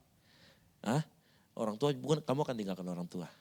Oh ya Kak. Gini, ada masa di mana kamu bergantung secara finansial. Ya kan? Nah, ketergantungan kamu secara finansial kepada orang tua atau orang tua itu sebenarnya kewajiban orang tua. Gitu loh. Tapi anehnya begini, di mata kita kewajiban, tapi saya mau kasih tahu ya. Orang tua yang dalam tanda kutip punya pikiran yang normal, dia akan menganggap bahwa waktu saya besarkan Dev, saya itu bukan melakukan karena kewajiban. Karena saya sayang itu anak. Beda ya. Kalau dalam konteks psikologi atau apa, oh itu kewajiban orang tua. Mungkin dari budaya orang, itu kewajibannya orang tua loh membiayai. Tapi kalau kamu tanya sama orang tua, kayak saya nih yang sudah punya anak. Kenapa kita biayai Dev? Ya karena saya sayang sekali sama dia. Kan begitu. Apakah ada unsur keterpaksaan? Tidak. Lahirnya dari cinta. Begitu. Dev, waktu masih kecil bergantung, iya, secara finansial. Tapi akan ada masa di mana nanti kita tidak tergantung lagi secara finansial. Ada. Kayak begitu. Semuanya orang melewati fase itu. Lanjut. Pernah tuh Kak, saya kan waktu SMA saya ngekos. Karena jarak dari rumahku ke sekolah aku itu setengah jam. Tapi nggak bisa Kak bawa motor. Dan selalu tiap pagi diantar sama bapakku. Dan itu berangkat jam 4:30. Terus bapakku balik lagi. Sorenya dijemput lagi, balik lagi gitu. Ujung-ujungnya disuruh ngekos. Dan pas saya ngekos juga selalu minta dijemput. Karena saya merasa kayak dekat sih, bisa-bisa gitu. Padahal sudah dikasih ngekos. Habis itu pas masuk mini Kak ke Makassar. Itu awal-awal semester 1 tuh sering sekali sakit. Karena tidak makan. Oke. Sakit lambung dan itu karena apa ya? Merasa Kak, sebenarnya itu dari diriku, kesalahanku, tapi ku cari alasan untuk menutupi kesalahan Itu itu. namanya pembenaran. Iya Nah, itu itu Kak. teori yang tadi. Karena dari ketergantungan, karena awalnya kan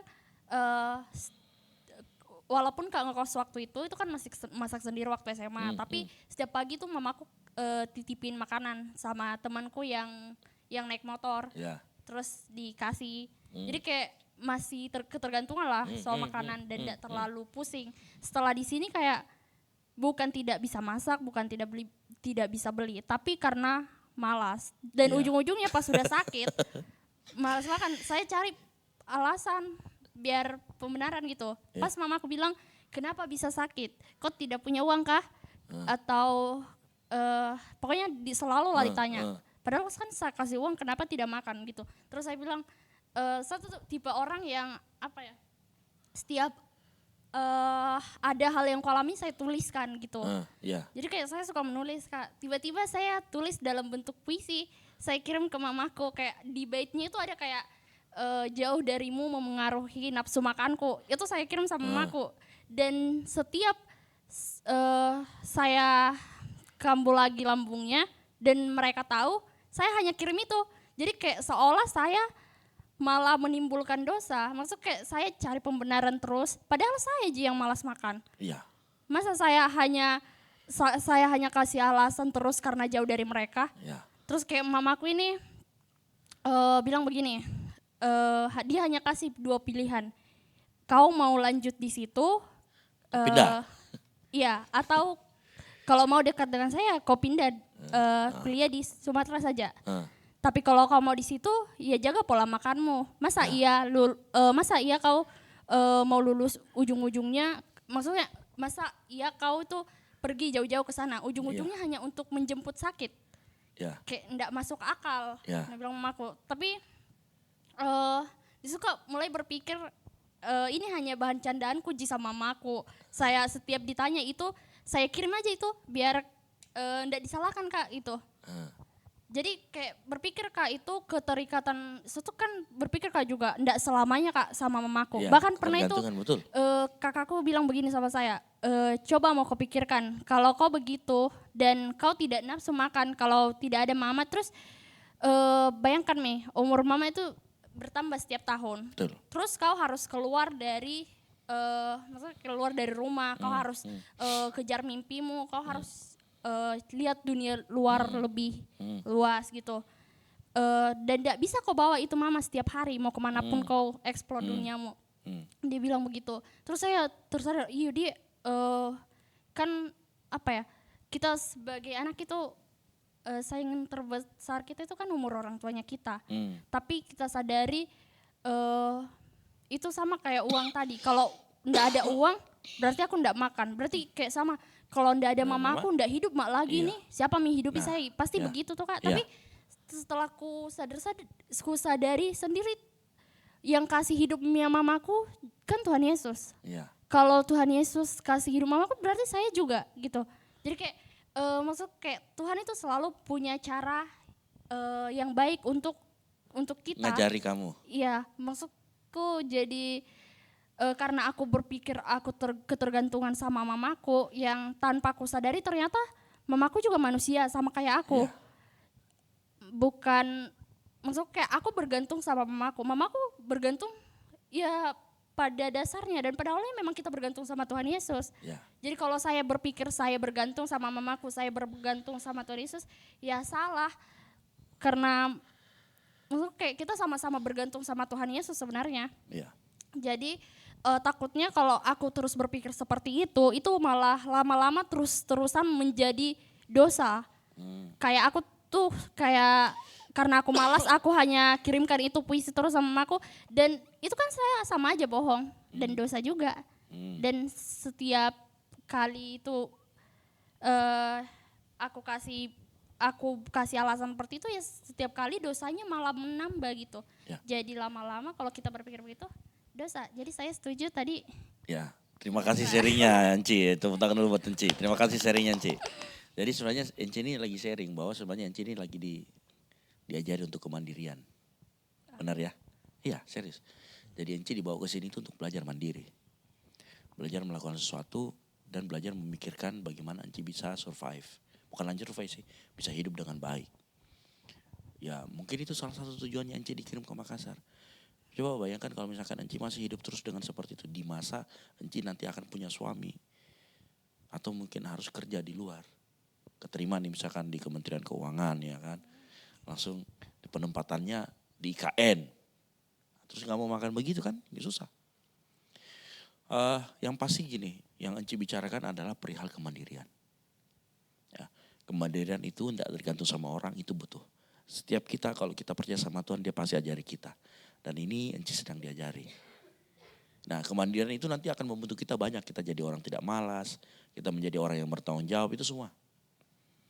Gitu. Nah aku makanya bersyukur Enci bisa jauh. Karena dari situ bisa terbentuk mulai sekarang. Ya kan artinya gue gak boleh malas nih cari makan lagi nih. Ada yang gak ada nyokap harus cari makan. Ya kan.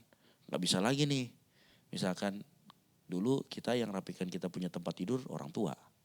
Sekarang kita yang ngurus semua sendiri. Iya kan. Gak boleh nih. Itu semua diajari. Gitu. Nah Tuhan itu izinkan itu terjadi. Ya memang supaya kita mandiri. Tidak ketergantungan lagi sama orang. Gak punya terikatan lagi sama orang-orang. Termasuk orang tua. Gitu. Ya kan benar kan ya. Nanti pada umur-umur tertentu menikah. Ya yang kamu akan. Sekali lagi saya ingatkan. Yang menemani kita sampai tua itu istri anak. Istri bukan anak. Suami bukan anak. Percayalah.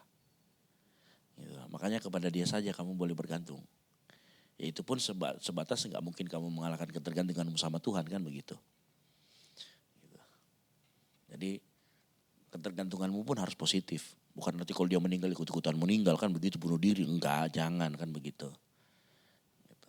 Ketergantungan kita dalam hal yang positif. Oke, ada lagi Salgus silakan. Salgus lagi apa? Saya kan dulu. Oh satu lagi Kak. Dapat Kak ternyata satu lagi apa ya?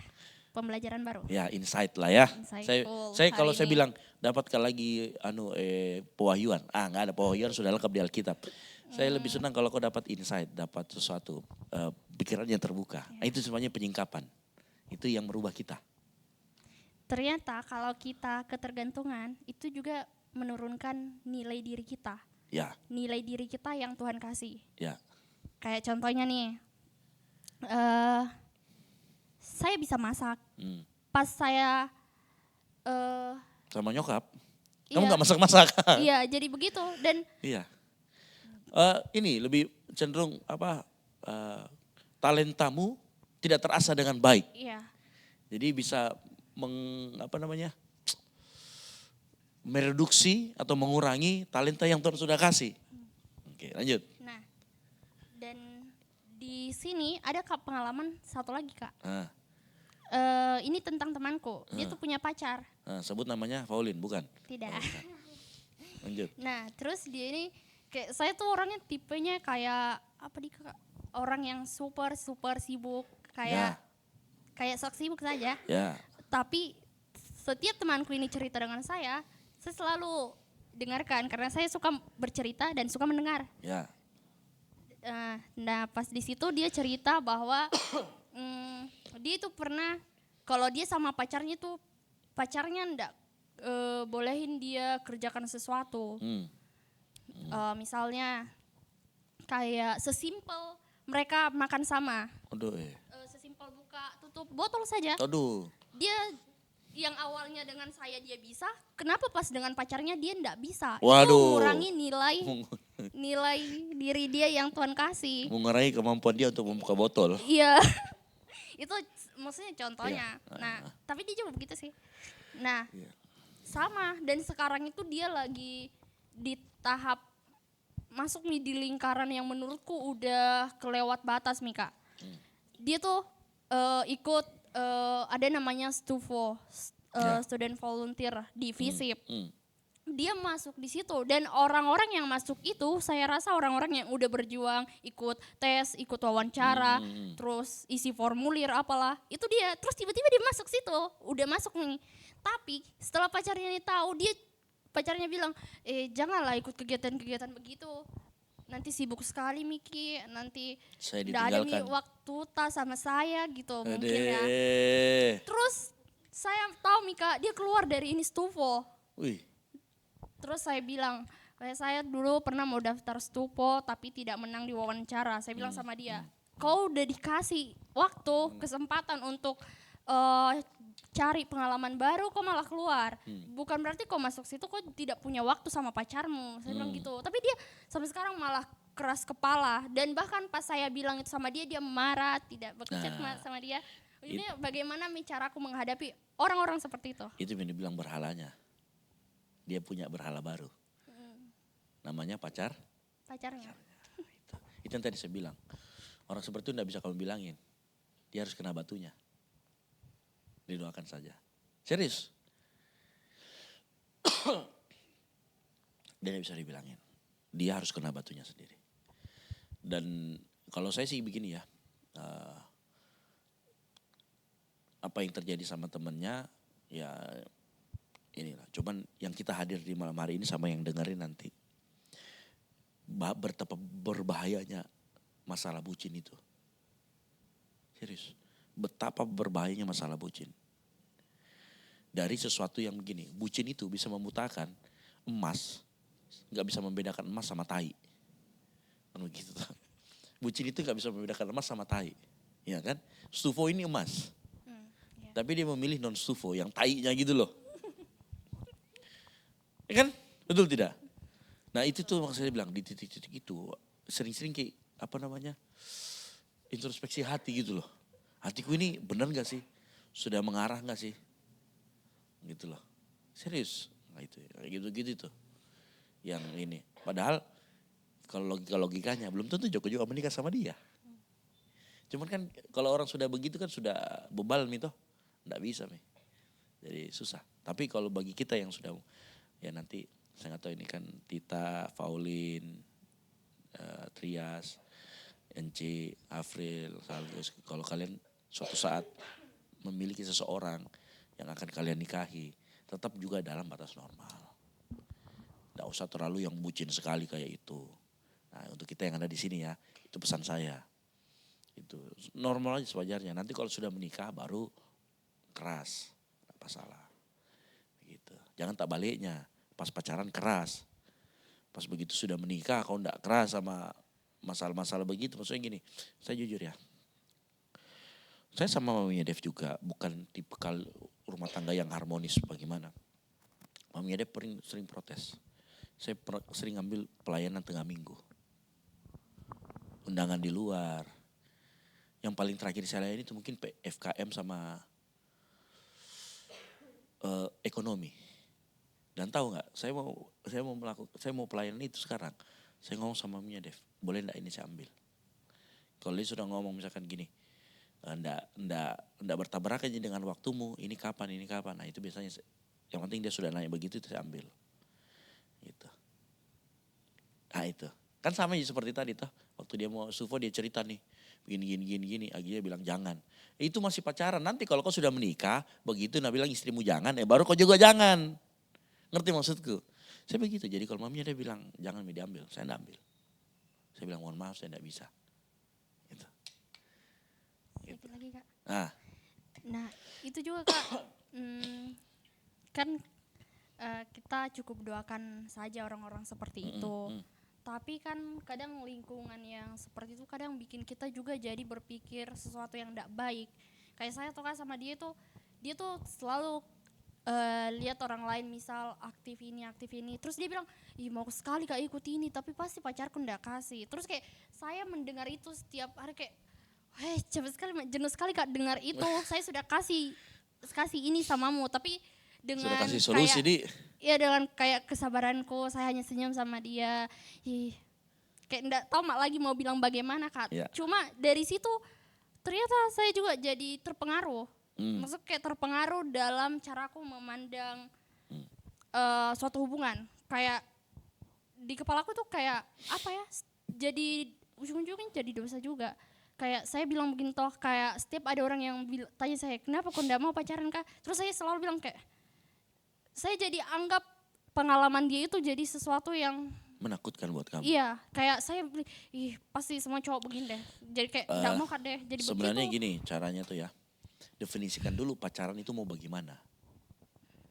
Definisikan dulu orang pacaran itu seperti apa. Karena banyak orang jubahnya itu pacaran, tapi aplikasinya kayak suami istri.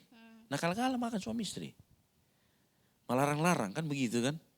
Nanti because suami istri bakal melarang. Ya kan, ini masih pacaran, jubahnya pacaran tapi dalamnya kayak suami istri. Ah ini yang jangan.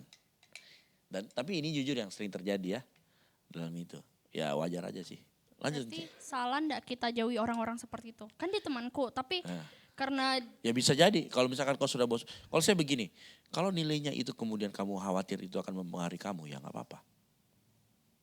tapi bukankah Tuhan Yesus bilang kita harus memaafkan? Maksudku kayak dia udah punya kesalahan sama saya. Ya dengan dia, maafkan kan. Iya. Bedakan memaafkan sama membangun kepercayaan. Bangun kepercayaan. Berarti kembali lagi ke awal, kita harus jaga hatinya kita. Iya, saya lagi. Kamu jangan ini kan kamu sudah mulai Enci kan mulai berarti menyalahkan ini nih. Oh berarti dia dong yang salah gini. Enggak, soalnya posisi hati kita apa. Gitu loh. Nah kalau Enci merasa begini, kayaknya saya kalau sama-sama dia terus terpengaruh kayak ini. Ya jangan kalau begitu, jangan dekat-dekat. Tapi kalau Enci bisa memastikan, saya tetap sama dia, saya tetap bisa kok kasih nasihat terus. Saya kuat, saya gini-gini. Ya sudah. Begitu. Oke? Ya, oke. Thanks Kak. Itu saja. Oke, Salgus, silakan Salgus. Dari saya sendiri Kak, saya lihat dari pengalaman tadi yang dari violin sama yang Kak Esra bilang. Ya, Violin itu. Sama siapa yang Kak Esra bilang Sherin sama Ayu. Saya dapat kesimpulan, Bester, saya dapat ini bahwa keterikatan yang buat kita mungkin tidak melihat hal-hal yang lebih baik begitu yang disediakan. Nah sebenarnya saya juga ada kayak mungkin keterikatan yang menjadi ketakutan Bester ketika saya nanti kan sekarang sementara mencari kerja Bester. Cuman ada beberapa hal yang sepertinya saya lihat bahwa dalam diri saya itu berpikir bahwa nanti takutnya setengah mati dapat komunitas yang seperti ini lagi. Dimana kayak masih bisa ditegur kalau misalnya sudah neko-neko. Masih bisa diingatkan kalau neko-neko. Saya takutnya nanti di luar ketika saya mungkin masuk komunitas atau apa. Justru neko-neko itu makin ini lah Bester, makin kesana sini begitu Bester. Nah itu Salah dari pilih komunitas itu kalau begitu. Nah kalau dari Bester sendiri bagaimana menurutnya Bester itu, karena ya kita tahu lah kalau di Gol Sisi saya bermain musik pun itu masih ada Bester Peter mungkin yang ajar. Kalau misalnya tidak ikut ground masih bisa di list begitu, lihat sama teman atau leader begitu Bester. Ya itu saja dari saya mungkin Bester. Kalau menurut saya begini, pertama, pada saat kamu di sini manfaatkan itu dengan baik. Untuk kamu bertumbuh. Bertumbuh dalam arti gini, dalam hal teknis misalkan main, kamu harusnya bertumbuh. Supaya maksud saya gini, kalau kamu ketemu sama komunitas lain, kamu disuruh main gitar, ya gak jelek-jelek amat kan begitu. Gak tergantung sama pasar Peter gitu loh. Terus yang kedua, Gold Sisi itu bukan komunitas yang sempurna lah. Jauh lah dari kita dari kata sempurna. Bukan juga yang paling bagus, bukan juga yang paling ini. Kita semua ini punya banyak kekurangan lah, ya kan? Tapi kenapa kita bisa ada di dalamnya? Karena saya yakin gini, kita itu saling melengkapi semua. Begitu, kekurangan saya dilengkapi oleh kelebihan leader-leader yang lain. Leader yang satu saling melengkapi kekurangan leader-leader yang lain, selalu begitu. Ya, tidak ada jaminan setelah nanti Salgus dari sini ketemu lagi komunitas yang sama sehingga merasakan ketergantungan. Enggak, saya bilang gitu. Makanya mungkin setelah kau berpikir begini, iya juga sih. Harusnya saya bisa melihat sesuatu yang baik. Atau mungkin nanti malah Salgus yang membuat komunitas yang mirip seperti ini. Dan Salgus bisa menerapkan apa yang Salgus dapatkan nilai-nilainya. Kenapa enggak berpikir begitu? Karena mungkin Salgus merasa, saya kan jemaat biasa. Enggak juga. Bisa suatu saat nanti misalkan suatu saat nanti Salgus ketemu di suatu tempat. Mungkin di situ memang enggak ada pilihan lain. Cuman GMS doang yang bagus. Ya enggak apa-apa, masuk aja komunitas itu. Tapi kamu terapkan nilai-nilai yang kita punya di sini. Boleh enggak? Boleh-boleh aja toh. Gitu. Itu kan enggak ada masalah. Saya selalu begini ya. Saya selalu berdoa.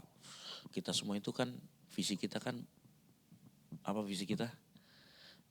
Menjadi gereja yang terus-menerus menyiapkan generasi terang yang siap dimanapun Tuhan tempatkan. Nah itu. Nah itulah sebenarnya visi kita. Jadi memang Jujur salah satu waktu kita melepas Ayu Cerin, saya selalu ingat visi itu. Supaya hatiku tidak terlalu pedih kan, hati saya tidak terlalu pedih kan. Tapi itulah memang. Saya selalu seperti itu, bukan kamu dikasih Tuhan visi itu.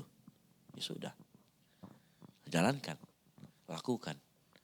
Begitu. Nah kalau suatu saat Salgus sebagai orang yang akan kemudian ke suatu tempat, Tuhan tempatkan di tempat lain, ya harus siap. Ya kan? Salgus kan sudah lama di sini, ya memang harus siap sih. Nah bagaimana kita mempersiapkan itu? Ya itulah kenapa saya selalu bilang begini, ayo ikut pemuritan, ayo ikut training. Kan gini, saya selalu bilang begini ya, di tempat kita itu 2 yang dibangun. Bukan hanya karakter, tapi skill juga, kemampuan. Misalkan kayak Salus nih, kemampuan main gitar, kemampuan apa itu harus dibangun. Lewat apa itu training, lewat grup yang saya bikin, lewat apa itu semua dibangun di situ. Percuma kalau kamu cuma pintar di karakter. Karaktermu terbentuk, tapi ini tidak terbentuk gitu loh. Nah kita kan maunya dua-dua berjalan secara inline sama-sama. Itu. Supaya apa? Supaya nanti begitu Tuhan tempatkan di mana saja karaktermu terbentuk, kompetensimu juga ada. Contoh misalkan kameramen, kan begitu. Jadi Salgus tahu cara ini kamera. Semuanya tahu gitu loh. Nah itu semua yang membentuk kita nanti. Nah, dengan seperti itu maka komunitas itu betul-betul berjalan. Bukan jadi yang sempurna, tetapi bisa betul-betul mempersiapkan itu. Kayak Enci ini sekarang. Kita tadi ngobrol, Faulin juga. Kita bicara masalah ketergantungan. Kan bukankah kita berbicara soal Faulin juga mungkin akan ditempatkan kerja di mana, Anja juga kerja di mana. Malam hari ini sudah terbuka pikirannya, oh iya kadang-kadang itu bukan hanya bicara tentang pasangan pacar, tapi apa yang membuat hidup kita tergantung pada dia itu juga membahayakan gitu loh. Itu juga kita harus waspada. Itu kita harus aware. Karena kadang-kadang itu tadi yang Salgus bilang, ternyata ketergantungan itu kadang-kadang bisa membunuh potensi kita. Yang dari kita bisa masak jadi nggak bisa masak gara-gara malas, ya kan? Nah itu. Seperti itu. Jadi kalau menurutku ya Salgus sudah benar kalau sudah berpikir begitu. Tinggal nanti pada saat kamu melakukan itu, Salgus bisa nggak berpikir sama seperti hari ini. Karena saya tahu mungkin berat tuh, jadi nanti kalau saya keluar dari Gold Sisi ini dapat lagi bagaimana. Nah, itu tantangannya. That's why kita mungkin ada malam hari ini ya supaya kita membuka pikiran kita. Oke, tantangannya itu. Oke? Oke Salgus, cocok? Aman? Ya oke. Kayaknya kita berakhir dulu untuk pagi hari ini ya. Terima kasih buat kehadirannya Faulin. Terima kasih untuk keterbukaannya Trias. Ya, untung jangan marah. Udah jadi, atau kau yang takut sama demo. Terus Enci, thank you Enci, ceritanya banyak banget gitu ya. Tapi Enci disuruh kesini memang untuk mandiri sih Enci. Iya kan. Ya April ya dari tadi cuma senyum-senyum aja. Kacamatamu minus berapa sih Enci? Salgus, thank you Salgus. Kamu kayaknya sudah siap-siap juga ini. Sepertinya harus siap, harus ready. Gitu kan. Gitu. Jangan menjauh dari komunitas, tetap ada dalam komunitas. Komunitas itu mengajak kita di saat yang bersamaan untuk mandiri. Tetapi di saat yang bersamaan juga untuk kita bertumbuh. Gitu lah. Bertumbuh ke dalam kemandirian kita masing-masing. Gitu. Jadi saling bertumbuh tetapi di saat yang bersamaan mengajari kita untuk juga tetap punya kemandirian. Oke, baik kita tutup gembala, kita berdoa. Bapak di surga kami mengucap syukur buat hari ini, buat pagi hari ini kalau kami belajar bagaimana sebenarnya kami tidak boleh terikat. Kami harus menjadi orang yang mandiri dan hanya bergantung kepada Tuhan sebagai pemilik hidup kami. Serahkan ke dalam tangan-Mu Tuhan, diterima kasih buat sepanjang kehidupan kami, penyertaan-Mu yang sempurna dalam kehidupan kami. Mau berdoa buat Tita, buat Faulin, buat Trias, buat Enci, buat Afril, buat Salgus. Semua yang hari ini, pagi hari ini Tuhan datang ke Saraba ini dalam kuliah mereka, dalam pekerjaan mereka, dalam aktivitas mereka, dalam kegiatan-kegiatan organisasi mereka. Tuhan tutup bungkus, jaga lindungi mereka Tuhan. Jadikan mereka terang yang bersinar dimanapun mereka berada. Hamba-Mu juga Tuhan berdoa untuk orang tua mereka dimanapun mereka berada, yang sudah menyekolahkan, yang sudah memberkati kehidupan mereka, yang sudah memberikan penghidupan yang layak. Tuhan berkati orang tua mereka, biar dalam kehidupan apapun yang mereka lakukan pekerjaan, Tuhan memberkati. Dan Tuhan menyertai kemanapun mereka berada. Kami juga berdoa mungkin rekan-rekan kami yang tidak bisa hadir. Saat ini Tuhan mungkin karena kesibukan, karena sakit penyakit, Tuhan tolong. Kalau yang dalam kesibukan, Tuhan tolong kesibukan mereka, biar Tuhan menyertai apapun yang dikerjakan dengan tangan mereka, Engkau buat menjadi berhasil. Teman-teman kami yang dalam keadaan sakit karena cuaca yang memang saat ini sedang memburuk, Tuhan tolong, Tuhan bukakan Tuhan, biar sakit penyakitnya Engkau sembuhkan. Kami mengucap syukur juga Tuhan Yesus malam hari ini buat teman-teman kami yang bekerja di balik layar. Kami memberkati mereka semua, lihat kesetiaan mereka, lihat apa yang sudah mereka lakukan untuk kemuliaan nama Tuhan. Terima kasih Tuhan Yesus, berkati juga gereja kami, biar bukan kami tidak ingin menjadi gereja yang seperti sempurna, tapi kami yakin dan percaya gereja yang terus memuliakan nama Tuhan dimanapun kami berada Tuhan. Kami yakin dan percaya penyertaan-Mu sempurna, dan kami bertumbuh malam hari ini bersama-sama dalam saraba ini, dalam pembicaraan kami dibukakan hal-hal yang menarik, hal-hal yang baru, sehingga kami bertumbuh terus dalam Tuhan. Terima kasih Bapa di surga, ini yang menjadi doa kami di dalam nama Tuhan Yesus Kristus. Kami ucap syukur dan berdoa. Haleluya. Amin. Ya.